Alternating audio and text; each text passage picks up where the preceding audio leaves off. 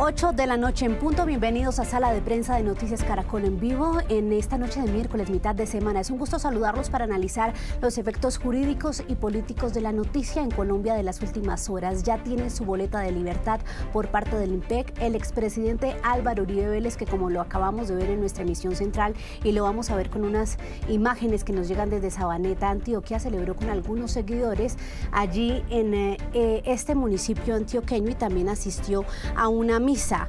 Hace también un llamado a la calma, a la no polarización, pero bueno, ustedes entonces lo que generó esa boleta de libertad y la convocatoria que él mismo hizo tras conocer esta decisión. Vamos a analizar qué viene en el proceso por el lado jurídico, por supuesto, pero también político, y recordemos que va a estar entonces en libertad por orden del Tribunal Superior de Bogotá, mientras esa misma instancia decide si lo absuelve o no en segunda instancia. Para hablar sobre este tema, los invitamos también a ser parte activa de nuestra conversación. Los estaremos leyendo a través de nuestro canal de YouTube. Y saludo a nuestra primera invitada de hoy. La van a ver ustedes en pantalla. Es Diana Muñoz Castellanos.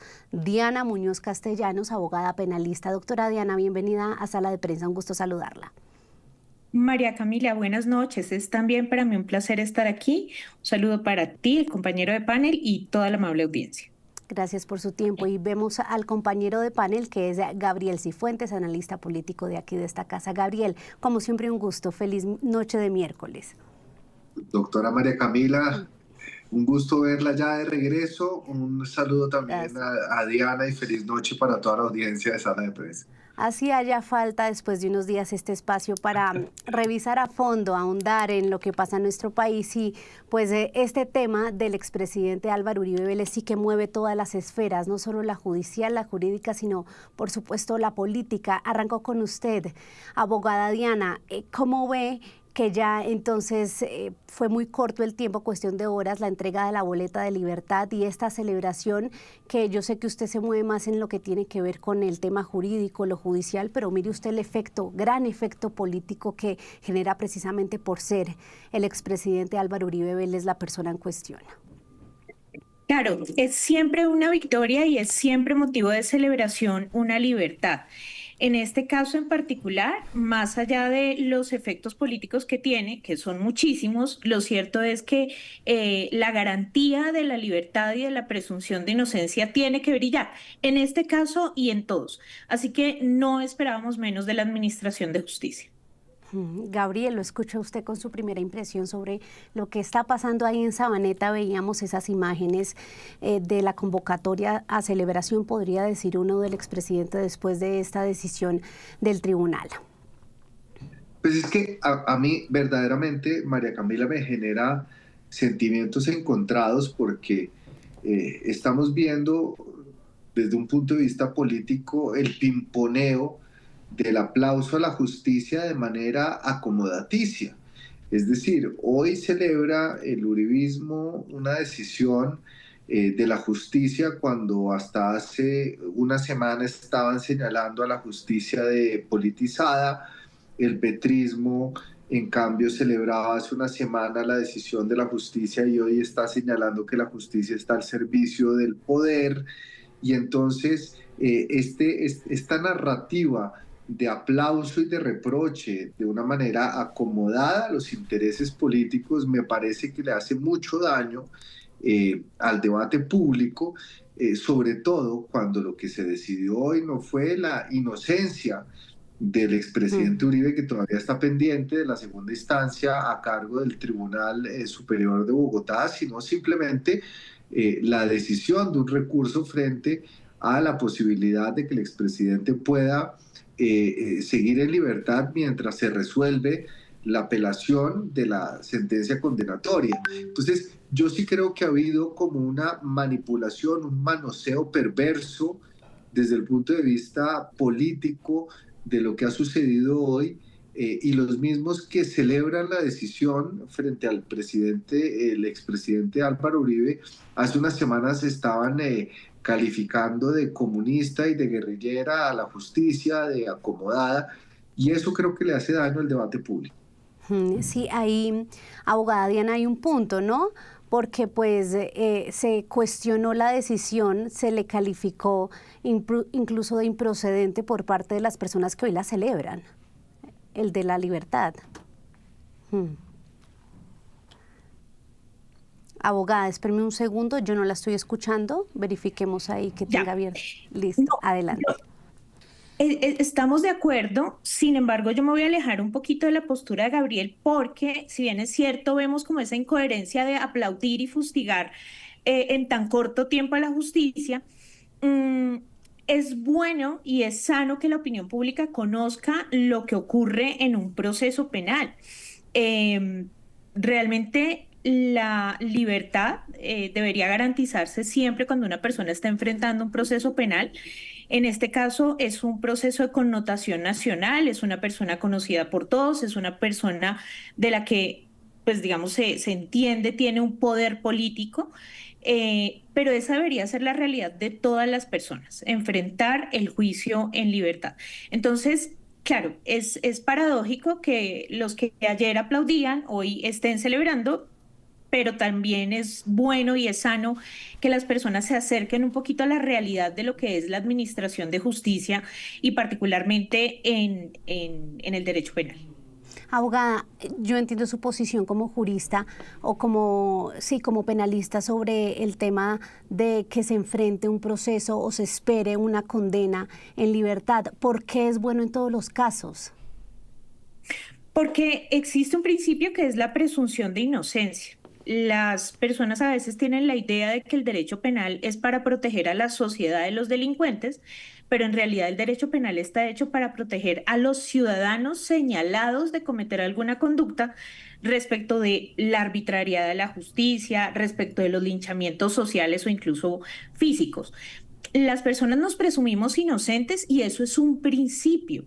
Y en consecuencia, mientras el proceso se adelanta, deberíamos poder enfrentarlo en libertad, salvo algunos casos muy, muy excepcionales que están recogidos por la norma y que las personas conocen algunas más que otras. El riesgo de no comparecencia, el peligro para la comunidad y para la víctima, el riesgo del recaudo de las pruebas. Entonces, esas excepciones no se daban en este caso, o por lo menos la juez no las argumentó con suficiencia y entonces no había lugar a privar de la libertad a Álvaro Uribe Vélez, al menos pues no hasta que exista una sentencia en firme. Si llegara a ocurrir que el tribunal confirme la decisión de primera instancia, pues entonces en ese momento tendrá que ser privado de la libertad. Pero antes no, porque antes se presume inocente.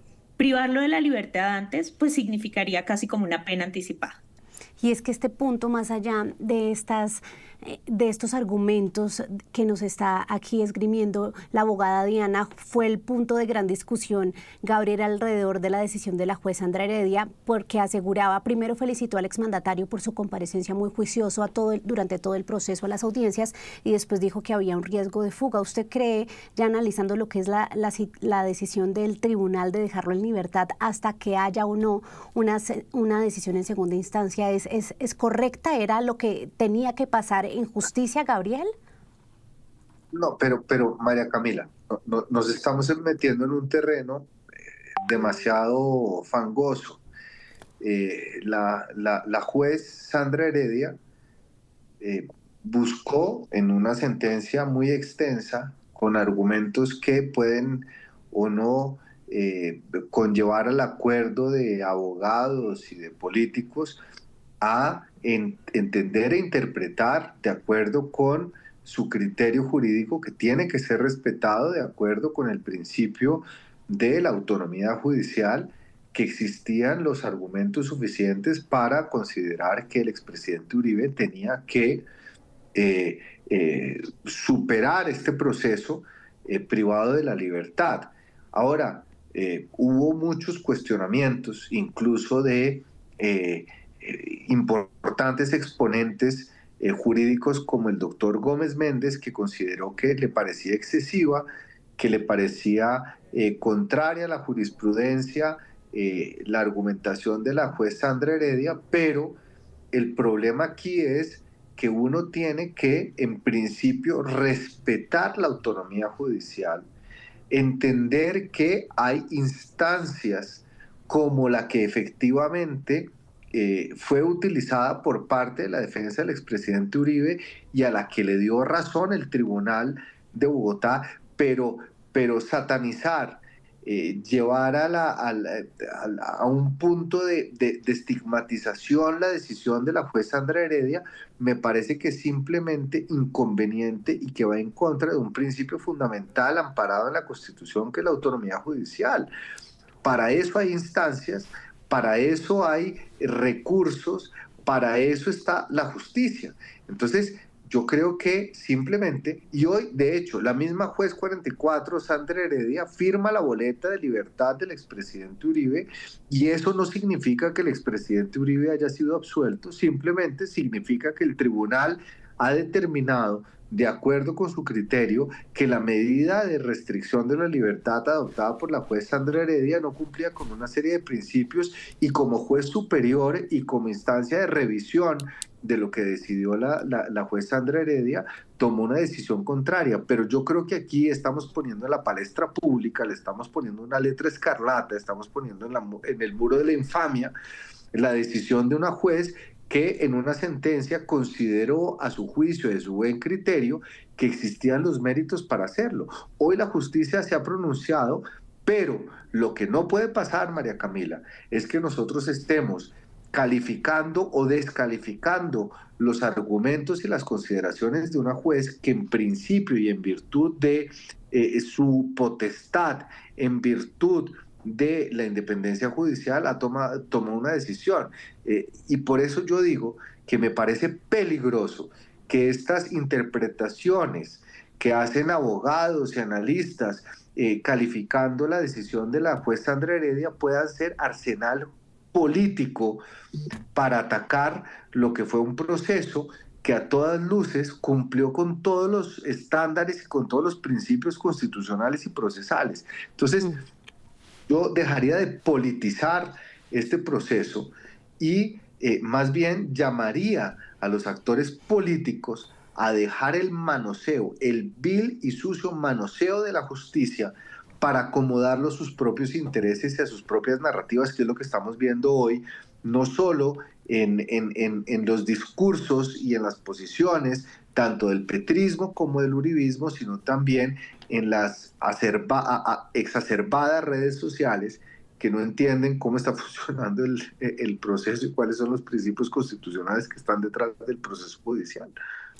Sí, pero aquí hay un tema, Gabriel, de una postura un poco distinta a la suya, y quiero conocer qué opina la abogada Diana sobre ese tema, y es, por ejemplo, lo que decía Andrés Caro, columnista de La Silla Vacía. En la columna que hizo recién se condenó al expresidente, y es decir que una cosa es aceptar las decisiones de la justicia y otra muy distinta es hacer una crítica que viene al lugar, y que de hecho, Gabriel, uno lee la sentencia o el fallo más bien, la decisión del tribunal de dejar en libertad al expresidente Uribe mientras se decide si se condena o no en segunda instancia, y hacen críticas también a la decisión de la juez. ¿Cómo se equilibra o cómo se mide cómo se ponen los pesos sobre esa balanza, abogada, entre el respeto a la decisión de la justicia, pero unas críticas que muchos también dicen son al lugar en lo que tiene que ver con el aparato judicial? Un aspecto muy importante de nuestro sistema procesal penal es el principio de publicidad. Y la idea del principio de publicidad es que no solamente el procesado y quienes intervienen en el proceso lo conozcan, sino también que la sociedad conozca lo que ocurre en los procesos penales. Y eso, entre otras cosas, busca evitar las arbitrariedades. Yo estoy de acuerdo con Gabriel en el sentido de que no se puede estigmatizar al funcionario judicial que toma la decisión, pero sí es absolutamente legítimo que los ciudadanos opinen acerca de las decisiones judiciales, sobre todo porque la crítica acerca de la politización de la administración de justicia y de las decisiones podría empezar incluso desde la forma en que se planteó en la audiencia de sentido del fallo, casi que un contexto previo, casi como un discurso inicial que hace la funcionaria judicial y que genera todas las suspicacias. Es decir, precisamente ese tipo de comentarios son los que abren la puerta para que se opine desde lo político en una decisión que tendría que ser estrictamente jurídica. Hubo comentarios desafortunados que no tenían que ver realmente con los hechos jurídicamente relevantes, sino con la persona que estaba siendo procesada, con los familiares de la persona que estaba siendo procesada, y eso definitivamente flaco favor le hace a la justicia. Realmente abre la puerta precisamente para que la crítica sea desde lo político y no desde lo jurídico. Ahora, cuando los errores son jurídicos, pues es inevitable que la sociedad y específicamente la comunidad jurídica tenga una opinión sobre ello. Y es lo que termina pasando, ya no como una opinión, sino realmente en una decisión judicial con la decisión del tribunal en lo que tiene que ver con la tutela, porque a juicio del tribunal, la fundamentación para ordenar la privación de la libertad desde la primera instancia no correspondió a asuntos que se hubiesen probado, sino a percepciones que tuvo la juez, y las percepciones son eminentemente subjetivas. Mm. Y percepciones, y esto es, digamos, más grave todavía, percepciones no respecto de asuntos que hubiesen sido probados en desarrollo del proceso penal, sino en percepciones de su conocimiento privado, del conocimiento que podemos tener todos los ciudadanos cuando se trata de una persona pública. Entonces, sí me parece sano que se critiquen las decisiones judiciales, siempre sin estigmatizar al funcionario, pero sí es sano que se conozcan y se critiquen las decisiones judiciales, porque eso precisamente evita las arbitrariedades. Totalmente de acuerdo. La estigmatización a la juez es lo que ha sido totalmente lamentable en este proceso. Uno lee aquí varios comentarios, Gabriel, de los usuarios. Nos están aportando a la discusión a esta hora Iván de la Roca, Jefferson Cañas, Wilfredo Zárate, Yadira Paola Medina, y mencionan mucho algo que puso el presidente Gustavo Petro sobre la mesa, y fue la comparación de este proceso con el de EPA Colombia. Esa comparación, No, ¿qué, Gabriel? pero María Camila, o sea, aquí estamos llegando a la banalización del sentido común. Yo he leído comentarios en redes sociales en donde comparan el proceso del expresidente Álvaro Uribe con lo que se viene adelantando en el marco del desarrollo del proceso del 2016 con las FARC. Y aquí pues uno se puede agarrar de esos detalles y tratar de elucubrar teorías y alimentar sentimientos de indignación, pero yo me quedo, María Camila, incluso con lo que señalaba el profesor Rodrigo Primni en una entrevista brillante que le dio a nuestros colegas Joana y Juan Roberto, en donde establecer o tratar de minimizar la gravedad de lo que significa, independientemente del personaje que esté detrás, una manipulación de testigos, soborno, fraude procesal, soborno en procesos penales, son delitos gravísimos. Y uno no puede estar haciendo o tendiendo comparaciones que obviamente en el común denominador y en el imaginario colectivo uno pueda trazar esas líneas de gravedad moral, en donde EPA Colombia dañó una estación de Transmilenio pero la pagó y está encerrada en el Buen Pastor, ahora en la guarnición militar de no sé qué, y el expresidente Uribe está en su finca de 1.500 hectáreas con libertad. Esa clase de paralelismos no solo son inocuos, sino que son absolutamente inconvenientes y están siendo manejados para manipular una narrativa política. Los delitos que le están siendo imputados a un expresidente como Álvaro Uribe son delicadísimos. Uno no puede desconocer la gravedad de los hechos que están detrás y desconocer los hechos de lo que está detrás, sobre todo en cabeza de una persona que ha sido una figura nacional, que es la primera vez que hay un expresidente que está sentado en el banquillo en una instancia procesal como en la que él se encuentra. De hecho, es la primera vez que un expresidente ha sido condenado en una primera instancia por parte de la justicia, y tratar de lado y lado de traer casos a colación para desconocer o para disminuir para agravar las consecuencias de lo que tiene este proceso.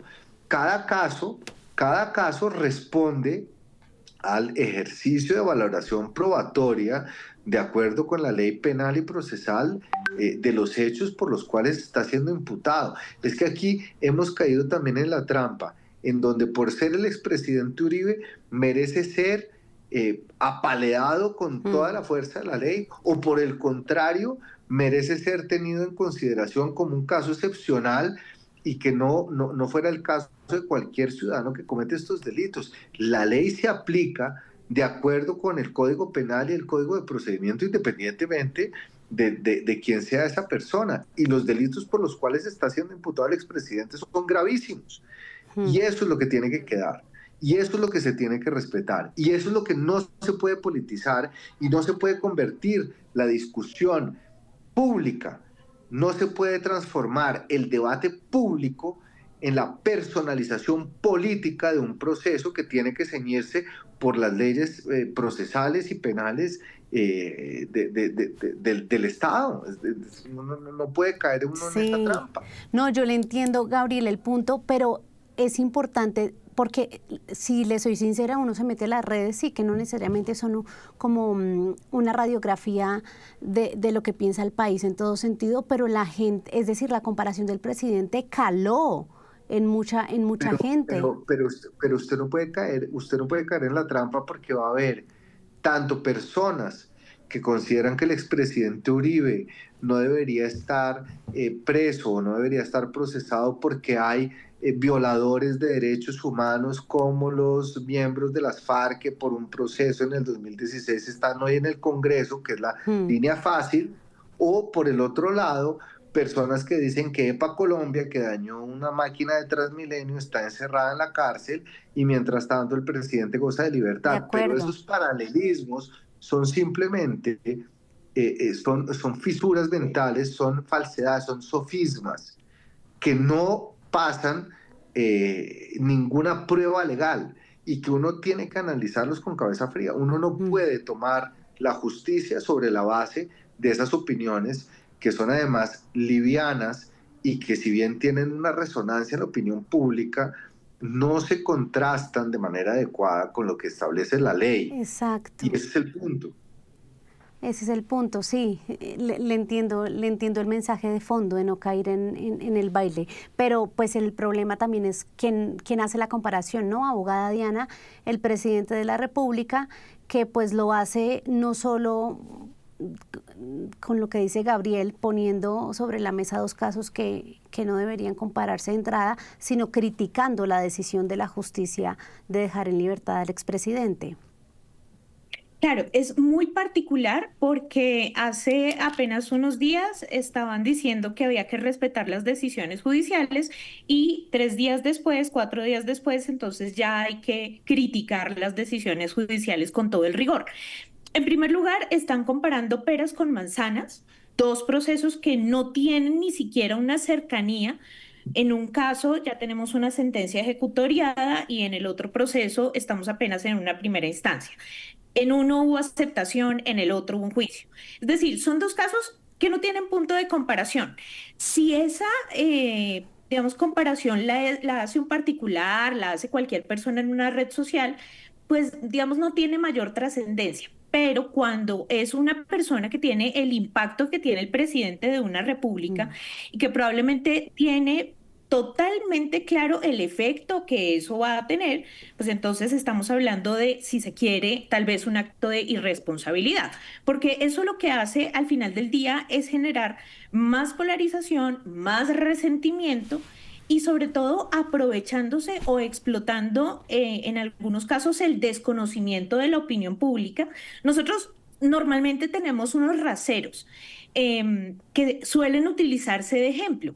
Hasta hace poco teníamos al señor que se había robado el caldo de gallina. Entonces, todo lo que ocurría se comparaba con el señor que se había robado el caldo de gallina y que llevaba unos años privado de la libertad. Y ahora el rasero se nos convirtió EPA Colombia. Entonces, ahora todo lo quieren comparar con la situación jurídica de EPA Colombia y todos los casos son distintos. Y no solamente eso, es que el caso de Daneidy Barrera no es extraño. Como ella, hay muchas mujeres privadas de la libertad que también son mamás, que también están pasando por una situación bastante lamentable en los lugares donde las tenemos, pues la sociedad y el Estado las tiene en privación de libertad.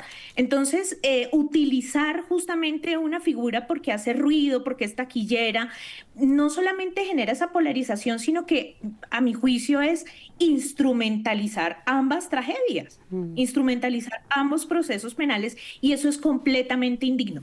Esto no es un tema de género, por ejemplo. Esto no es un tema de género, pero utilizarlo precisamente para explotar esa visceralidad de la opinión pública es bastante mezquino, a mi juicio. Sí, estamos recibiendo aquí varias opiniones, pero quiero hacerles una pregunta final para cerrar, porque ya lo han tocado ambos a lo largo de esta conversación, pero gran parte de los comentarios de quienes no están de acuerdo con la decisión de libertad a favor del expresidente Uribe, lo que dicen es lo que usted mencionaba, Gabriel, y es que por lo que se trata de él, de esa figura política, va a haber una mano. Acá estoy leyendo un comentario de Sergio Multimedia de una mano blanda con él. Para las personas que tienen esa percepción con esta decisión, que como usted lo mencionaba, es solo, es decir, no se ha tomado la decisión de absolverlo, no.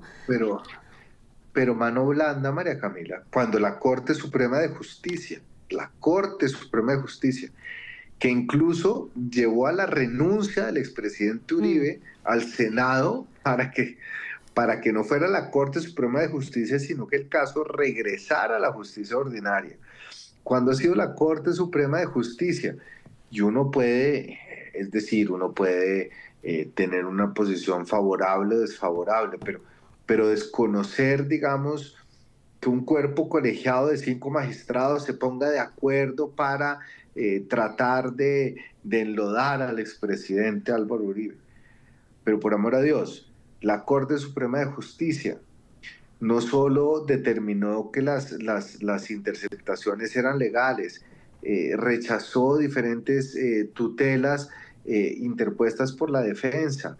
En un caso, además, María Camila, que esto hay que recordarlo, y esto hay que ser absolutamente claro, este caso no comenzó por una denuncia del presidente Petro hace 2 años, esto comenzó hace 12 años, cuando el mismo expresidente Uribe denunció a el senador Iván Cepeda por estar entrando en las cárceles y buscando información en contra de él, y lo que se demostró en el curso del proceso que ha involucrado a la Corte Suprema de Justicia, a la Corte Constitucional, a una juez del circuito, a la Fiscalía General de la Nación, en donde se ha demostrado que ha sido justamente lo contrario, y es decir, que el expresidente Álvaro Uribe manipuló los testigos para favorecer y para justamente tener unas posiciones que no lo perjudicaran.